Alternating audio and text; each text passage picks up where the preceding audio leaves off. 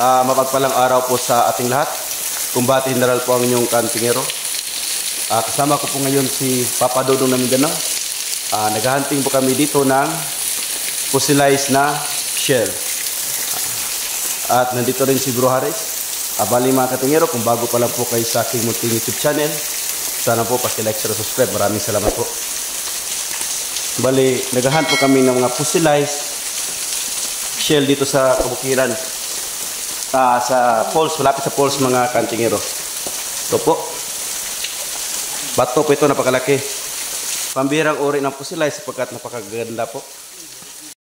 Bali mga kantingero, patuloy muna kami manguha ng mga fossilized. Napakalalaki po mga kantingero. Sulit po aming pagpunta dito. Maganda ito pa-display sa bahay. Ayan po.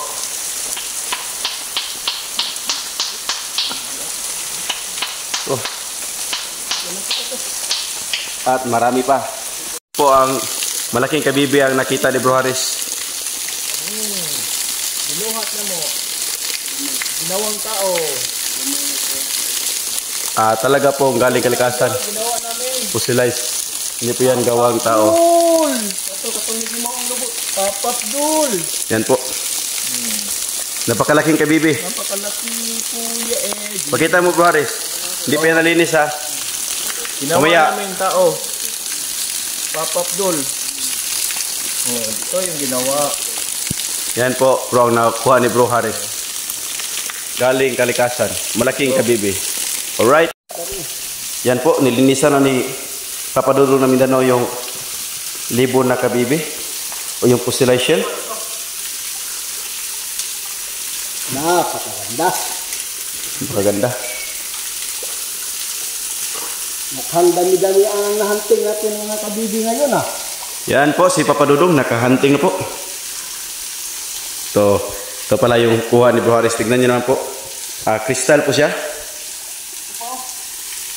Malaking kabibi.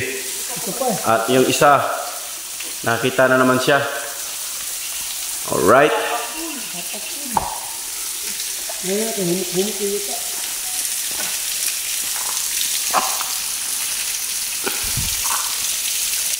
Bali ito po lahat ng aming nakuha muna mga kaantingero. Yan. Andit ito. Yan.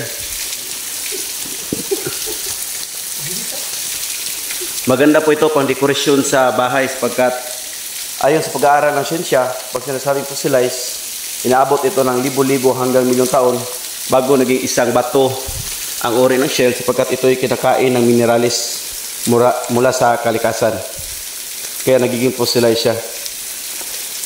Sa paniniwala naman ng mga katingero, ito ay maganda din sapagkat may positibong enerhiya itong taglay sa tagal ng panahon bago nabuo.